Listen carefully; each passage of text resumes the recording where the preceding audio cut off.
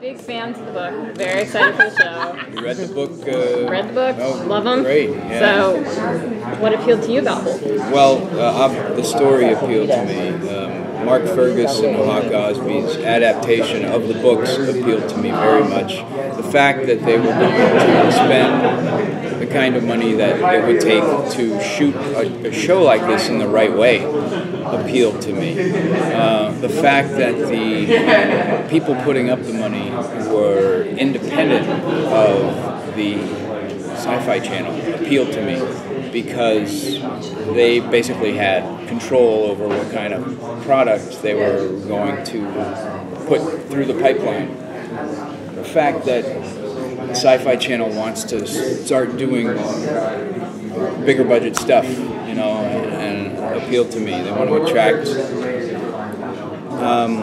an audience that has a great appreciation for harder science fiction, you know, deeper sci-fi, smart science fiction, you know, and that really, I mean, not that they haven't done smart shows in the past, they absolutely have, but their potential as a channel, I think they're finally starting to realize that they can step up and become the Syfy channel. Now, if they could only change their name back to Syfy instead of Syfy, it would be a perfect universe. It's not a perfect universe. Well, the wonderful thing about the character in the books is that there is this really nice combination of a detective story with like a film noir kind of quality, and then you also have sci-fi. Is that going to really come across also? Are you guys going to watch it today? Later. Yeah. If they will let us in, because there's like a 30-minute break, and if there's a big line, we won't be able to get in. Hopefully we'll get the screeners press, later. Aren't you Yeah. guys? They don't press. We gotta stand on like We're everybody else. interested in the fans. We'll get screeners. All right. Well, I hope you guys get to see it soon. I'm going to try and get in.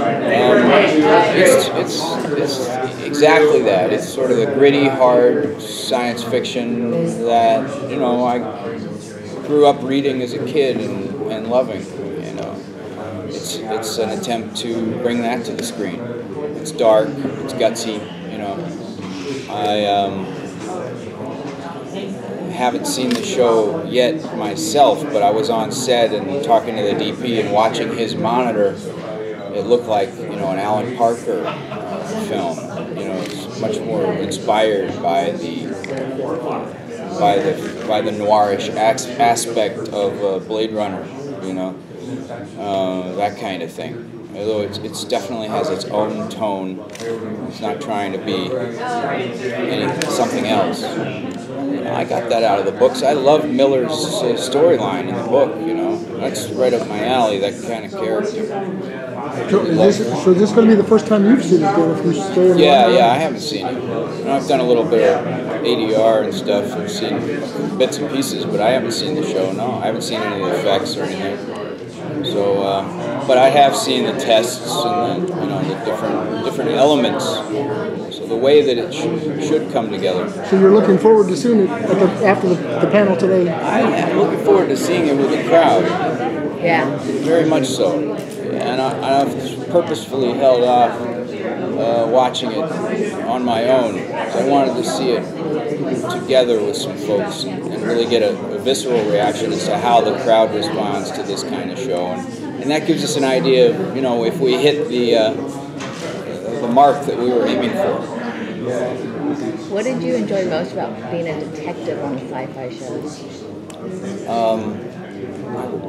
What I enjoyed the character, well, it's just the classic noirish, hard-boiled detective, you know, but it's in a science fiction universe or a futuristic universe.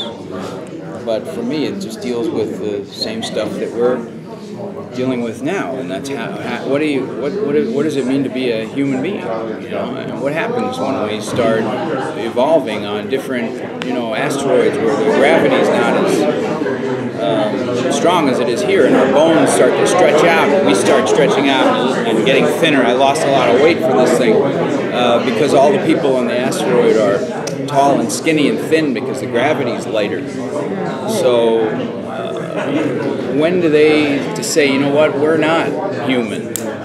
You Earthlings, you're doing your thing over there. I was born on this little rock over here. And I don't identify with your problems. I don't want to be in allegiance with the problems that you've created. We want to be our own planet, with our own laws, our own people. We're going to have to deal with that someday, if they put these people on Mars and they start a little colony there, and if that colony has children and it grows and they start building it up 200 years from now, 4 generations, that's 100 years, so 8 generations from now, we could be dealing with an entirely different species that have grown up on a different planet. How are we going to deal with that? Can we deal with that? Are we going to go to war with each other like the way we do now? No, that's not going to work. We'll literally blow each other up, and there will be no Earth or Mars. So the way we deal with our problems today has to change. Or otherwise we'll be consumed by our technology. And I think we're going to see the beginnings of that in my lifetime. We're going to see how we know how we need to change now. But we're going to see how this starts to affect us as technology grows. How much weight did you lose for the role? I don't have a scale. I just stopped eating. I used to eat 4 times a day and work out. So I still work out, but I just stopped eating so much to keep the muscle on. I just went back to what my normal weight would be if I didn't constantly have put on all this muscle and try to be this leading man kind of, the way that it seems to be expected of people in Hollywood to be, sort of like big leading men type people. Back in the 40s and 50s, that wasn't the case. The 60s, it's really only recently, with Stallone and Schwarzenegger and those guys in the 80s that the leading man sort of started to change. Now, not everybody had to be like that, but everybody suddenly had to start going to the gym and working out. And I like Robert Mitchum. These guys, they were just men.